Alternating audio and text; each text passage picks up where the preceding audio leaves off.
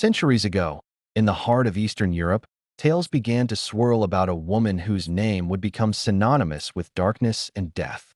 Countess Elizabeth Báthory, a noblewoman born in 1560 into a powerful Hungarian family, stood at the center of terrifying rumors that would outlive empires and haunt generations. Her beauty was legendary, her status unparalleled. But it was the whisper of her secret rituals, bathing in the blood of young virgins to preserve her youth, that cast a shadow over history. The story is so bizarre, so horrifying, that it begs the question, was it even real?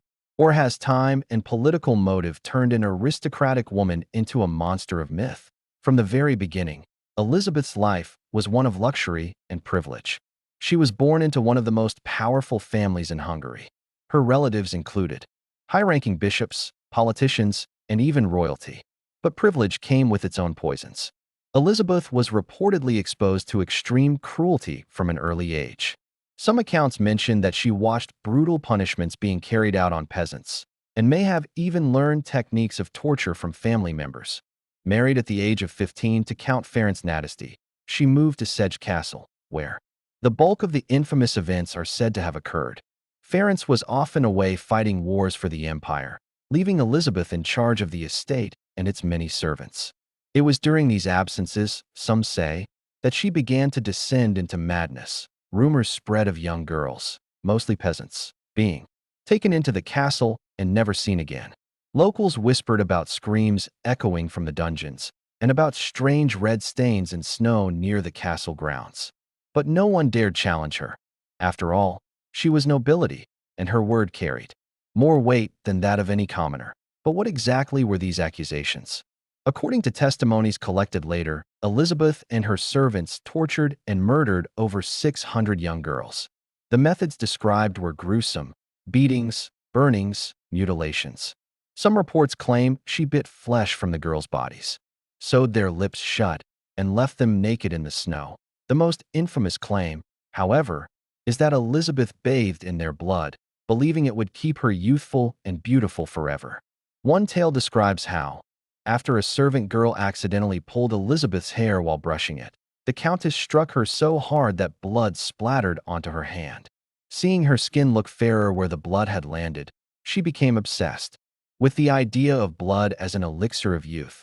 But was there any truth to these accounts? In 1610, King Matthias of Hungary finally took action, sending soldiers to investigate the castle. What they reportedly found shocked them: girls dying or dead, others imprisoned and mutilated.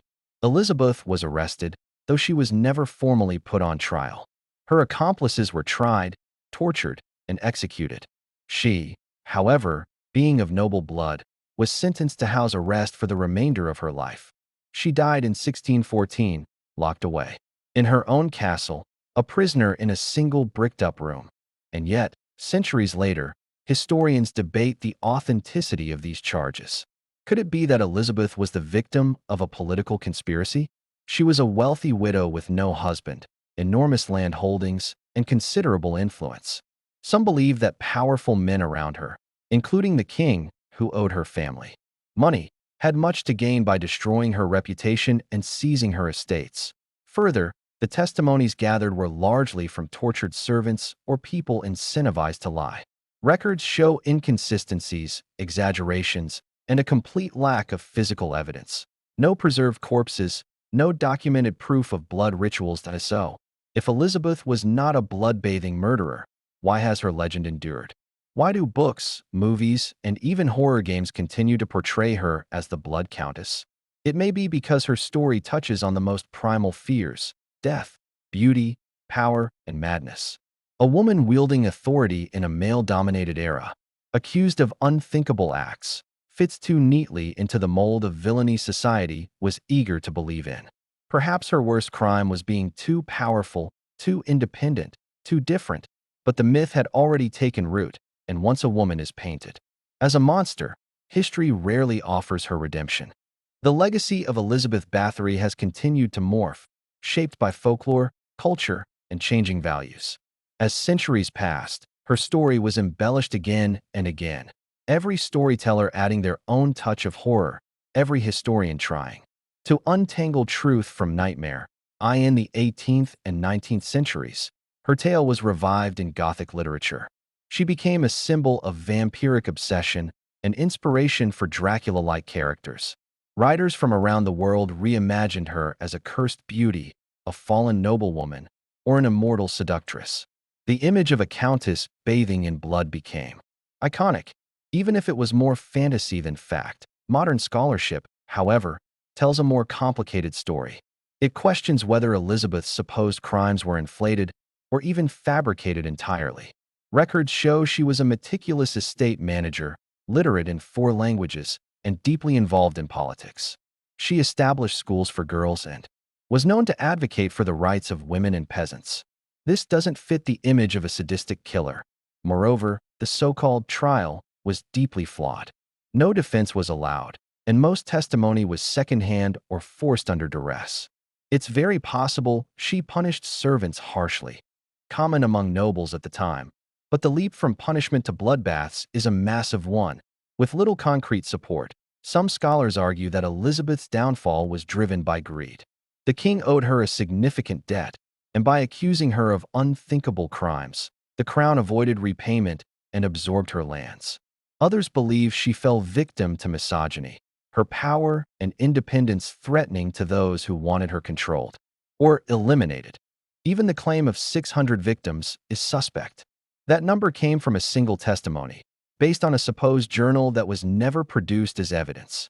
Without physical remains, verifiable records, or unmanipulated court documents, the truth becomes hard to hold. Yet the public has long favored the monstrous version of Elizabeth.